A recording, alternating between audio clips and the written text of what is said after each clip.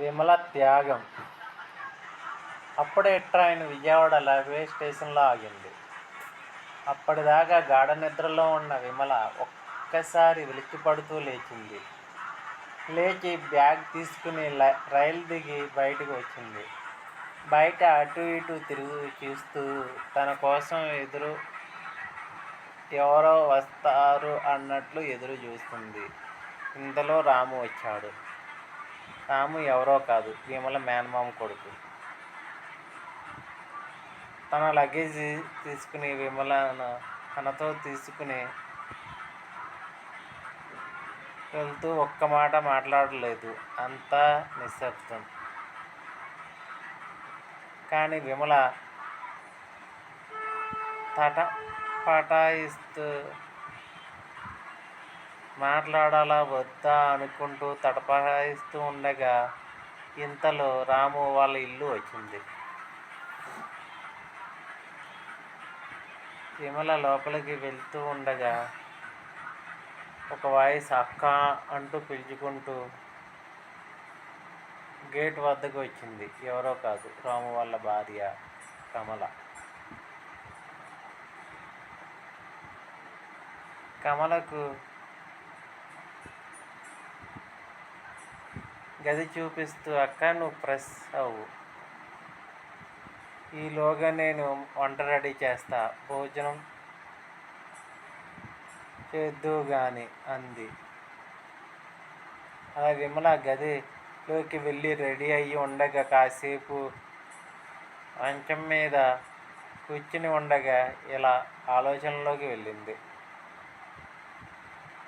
సరిగ్గా 5 సంవత్సరాల క్రితం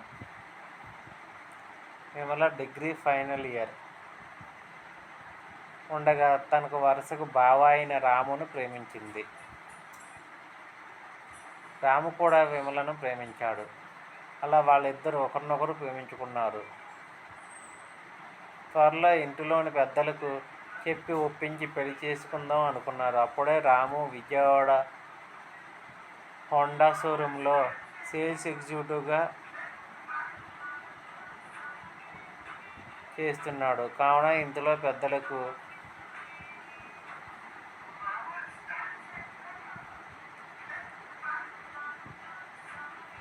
ఎటువంటి అభ్యంతరం ఉందని విమల మరియు రాము అనుకున్నారు. అలా రోజులు గడుస్తూ ఉండగా సరిగ్గా విమల డిగ్రీ కంప్లీట్ అయింది. ఇక పెద్దలకు చెబుతాం అనుకుంటుండగా విమల జీవితంలో ఊహించని సంగతి జరిగింది. విమల తండ్రి కారు యాక్సిడెంట్లో చనిపోయాడు. ఇటు తోచని స్థితిలో విమల ఉంది. విమలకి 2 చెల్లెళ్ళు, ఒక తమ్ముడు ఉండగా వాళ్ళ భారమంతా విమల మీదే పడింది. విమల తండ్రి గారు విజయవాడ ఆర్టీసీలో బస్ కండక్టర్గా పనిచేస్తున్నాడు. ఇప్పుడు ఆ జాబు విమలకు వాళ్ళ ఫాదర్ మరణానంతరం వచ్చింది. ఇప్పుడు ఆ జాబ్ చేసుకుంటూ కుటుంబ భారం మోస్తూ తమ్ముళ్ళను చెల్లెళ్ళను ఇద్దరిని చదివిస్తుంది. అలా రోజులు గడుస్తూ రాముతో తన పెళ్లి గురించి వదిలేసింది. ఓ రోజు రాము విమలను ఫోర్స్ చేయగా పెళ్లి గురించి తను ఇప్పుడప్పుడే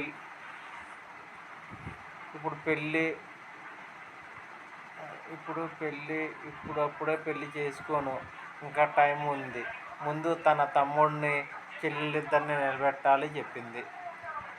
అలా చెబుతూ విమల రామును ఒక కోరిక కోరింది. విమల మాట కాదని రాము ఆ కోరిక ఏంటని అడిగాడు. విమల రాముని తన చెల్లెలు కమలని పెళ్లి చేసుకోమని అడిగింది. అది విన్న రాము ఒక్కసారి ఆశ్చర్యచకితుడై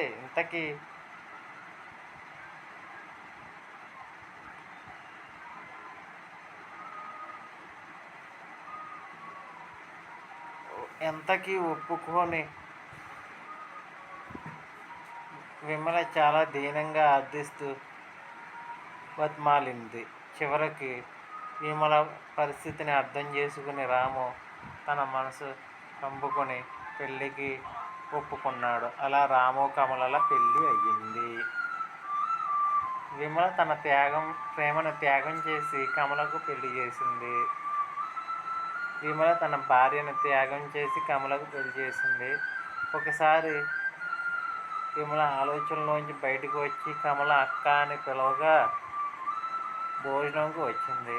అప్పుడే కమల విమల బయటికి